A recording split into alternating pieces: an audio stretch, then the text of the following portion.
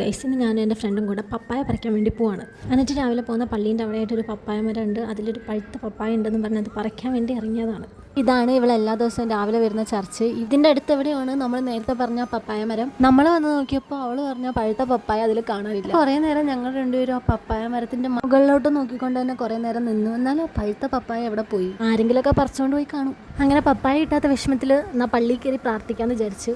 അങ്ങനെ ഹോസ്റ്റലിലേക്ക് തന്നെ തിരിച്ച് നടക്കാമെന്ന് വിചാരിച്ച് പോകുമ്പോൾ അവിടെ ഒരു മാങ്ങമരം ഉണ്ടായിരുന്നേ, അതായത് ഈ മാവ്. അപ്പോൾ അതിൻ്റെ ചോട്ടിൽ നിന്ന് കുറച്ച് മാങ്ങയൊക്കെ പെറുക്കിയപ്പോഴാണ് അവൾക്ക് സന്തോഷമായത്. പിന്നെ ഞങ്ങൾ അവിടെ നിന്ന് നേരെ ഞങ്ങൾക്ക് രണ്ടുപേർക്കും പാല് വാങ്ങിക്കാനുണ്ടായിരുന്നു. അപ്പോൾ അടുത്തുള്ള ഒരു ഹൈപ്പർ മാർക്കറ്റിലേക്കാണ് പോണത്. പാല് വാങ്ങിച്ച് ഐസ്ക്രീം വേണമെന്ന് പറഞ്ഞിട്ട് അവൾ അവിടെ കിടന്ന എല്ലാ പെട്ടികളും തുറന്ന് നോക്കുന്നുണ്ടായിരുന്നു. ഇത് തുറക്കും, ഐസ്ക്രീം എടുക്കും, പൈസ നോക്കും, എന്നിട്ട് അവിടെ തന്നെ ഇതാണ് ഞങ്ങൾ അവിടെ ചെയ്തുകൊണ്ടിരിക്കുന്നത്. ലാസ്റ്റ് എനിക്ക് ഐസ്ക്രീം വേണ്ട, ലേസ് മതി എന്ന് പറഞ്ഞ് അവൾ പോയി. ഞാനൊരു ഐസ്ക്രീം വാങ്ങിച്ചു. അപ്പോൾ വാങ്ങിച്ച സാധനങ്ങളൊക്കെ ബില്ലാക്കി.